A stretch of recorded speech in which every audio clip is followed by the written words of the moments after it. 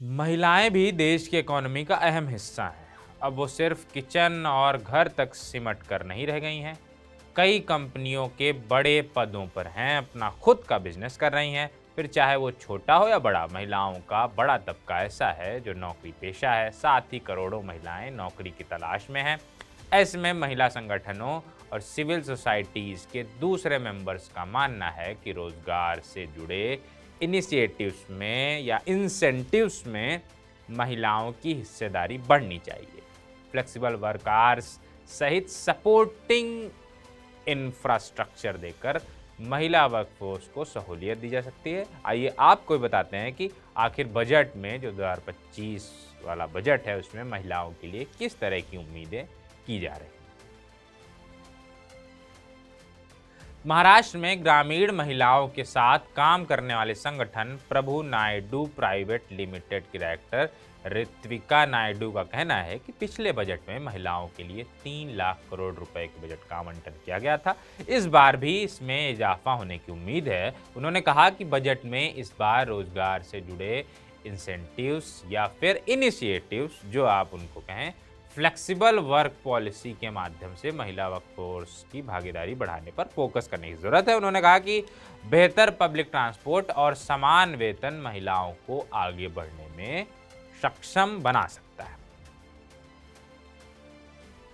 2023 तक भारत में महिला श्रम बल भागीदारी दर यानी कि वो 32.7% थी। यानी कि जो 100%, मान लीजिए 100 लोग काम करते हो तो उसमें से जो महिलाएं थी वो 32.7 थी। यानी लगभग अगर अब इसको आप गणित लगा लीजिए कितने पुरुष होंगे, 100 में से 32.7 घटा दीजिए। ये 15 और उससे ज़्यादा उम्र की महिलाओं का प्रतिशत है जो आर्थिक रूप से सक्रिय है। महिलाओं के लिए मौजूद नौकरियों की क्वालिटी और स्किल की ज़रूरत पर ध्यान देने की ज़रूरत है। एसीटी फॉर वुमेन की डायरेक्टर सौजन्या कनुरी ने कहा, जेंडर बजटिंग में इजाफा महिलाओं को मुख्य धारा में लाने के महत्व को दर्शा रहा है। महिलाओं और लड़कियों की ज़रूरतों को देखना और समझना काफ़ी अहम है, जो महिलाओं की वर्कफोर्स भागीदारी बढ़ाने पर काम करती है।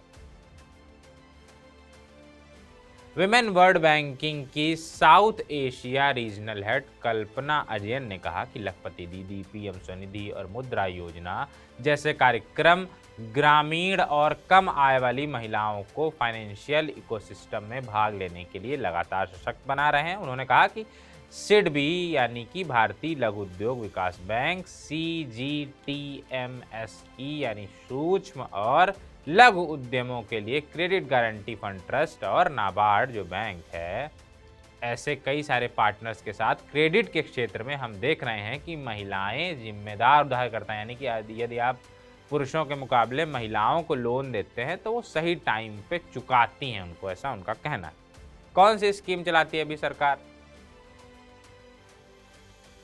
सरकार महिलाओं के उत्थान के लिए कई तरह की स्कीम चलाती है, जिनमें मिशन शक्ति, मातृवंदना योजना और जननी सुरक्षा योजना जैसी विमेन सेंट्रिक स्कीम्स हैं। इनके तहत महिलाओं को आगे बढ़ाने और मदद करने की कोशिश की जा रही है। इस बजट में इन स्कीम्स के लिए बजट आवंटन में इजाफा हो सकता है, यानी ज़्यादा पैसा दिया जा सकता है। मीडिया रिपोर्ट्स में कैप्री लोन के मैनेजिंग डायरेक्टर राजेश शर्मा ने कहा कि सेफ्टी एजुकेशन और मातृ स्वास्थ्य लाभ के माध्यम से के जरिए महिलाओं को सशक्त बनाने के लक्ष्य वाले इन कार्यक्रमों को इस साल ज़्यादा बजट मिल सकता है। बाकी जब बजट आएगा उसमें क्या महिलाओं को मिला, क्या नहीं मिला, वो हम आपको विस्तार से बताएंगे। अभी चलते हैं, टाटा बाय बाय, शुक्रिया।